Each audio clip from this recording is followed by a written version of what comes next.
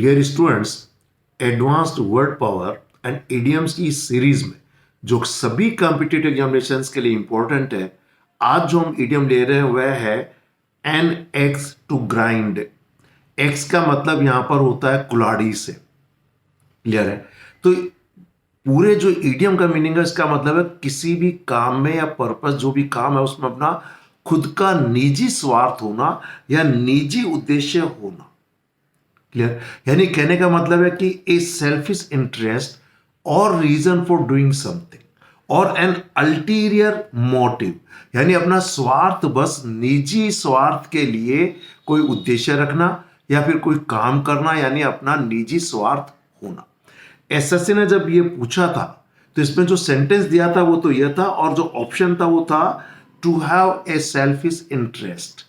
एक बार जब दोबारा पूछा गया तो था a private interest to serve, यानी अपना निजी स्वार्थ पूरा करने के लिए कोई काम करना। एसएससी ने एक बार एग्जांपल दिया था, आई न्यू, मैं जानता था, he had an axe to grind and turned down his offer of help, कि मुझे मालूम था कि भाई उसका कोई ना कोई निजी स्वार्थ है और उसने जो मुझे हेल्प का जो ऑफर दिया, जो सहायता के लिए जो प्रस्ताव रखा, मैंने उसको ठुकरा दिया। क्यों ठुकरा दिया? कि मुझे मालूम था कि ये जो सहायता का जो मुझे प्रस्ताव दे रहा है इसमें कोई ना कोई उसका निजी स्वार्थ है।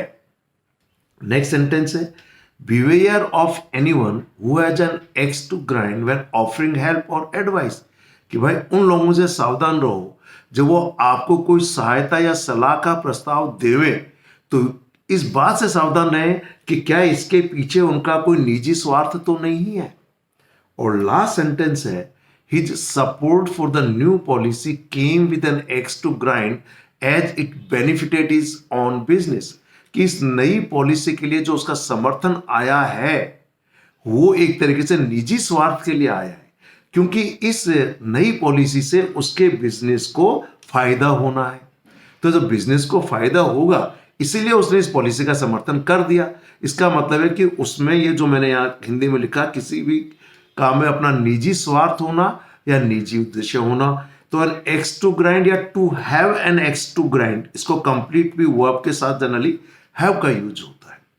तो ये an axe to grind competitive examinations के लिए आप अपने डे टू डे लाइफ में, बोलचाल में या लिखने में इसका यूज कर सकते हैं। ये काफी इंपॉर्टेंट है और आसान भी है। Thank you very much. Have a nice day.